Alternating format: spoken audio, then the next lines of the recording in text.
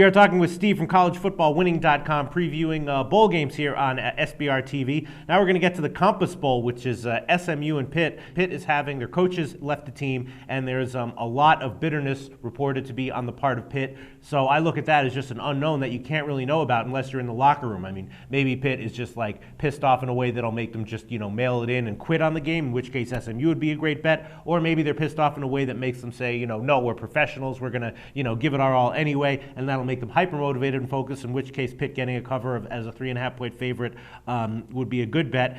SMU, though, overall on the year does not look very good. They did have a win over TCU, but other than that, they got repeatedly blown out on the road, 4-8 against the spread. I guess all things being equal, I'd love to take Pitt, but the coach thing sort of throws a monkey wrench into the whole equation. How do you see this game? You want to talk about two teams that are trending in opposite directions. This is the ideal matchup for opposites. Mm-hmm. Pitt has won their last 5 games against the spread in 7 of their last 9. So outstanding. On the other side, and completely the other side of the coin, SMU has lost their last 6 straight games against the spread.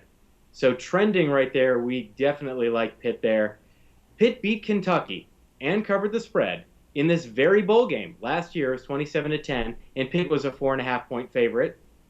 And they did it with an interim coach. Mm-hmm. So that is a familiar position for Pitt, unfortunately, for the Panthers. This season, SMU wins against the spread when they can throw the ball for over 300 yards. They're 4-1 against the spread when they do throw the ball over 300 yards.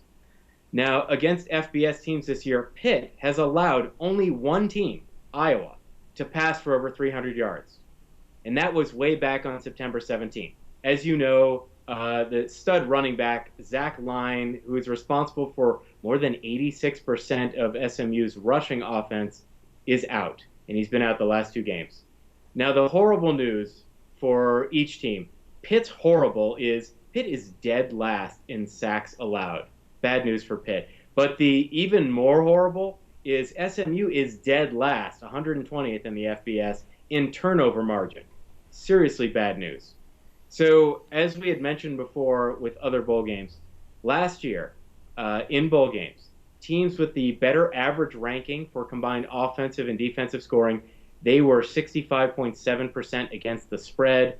Also last year, teams that had the higher scoring differential were 68.6% against the spread. Pitt is better than SMU in both categories. So right now, you shop around, take Pitt and lay no more than 3 points. So you lay no more than that field goal, and we think that is a solid play here.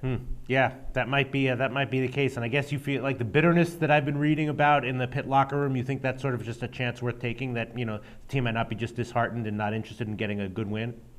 I actually think that has worked in Pitt's favor in 2 different ways.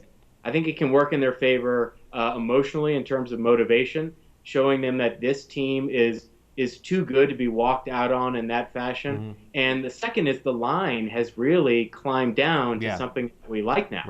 Right. So I think it works for us in 2 different ways. Yeah, that makes some sense. Steve, you may have convinced me once again to make another bet on that one. We'll see. Thank you.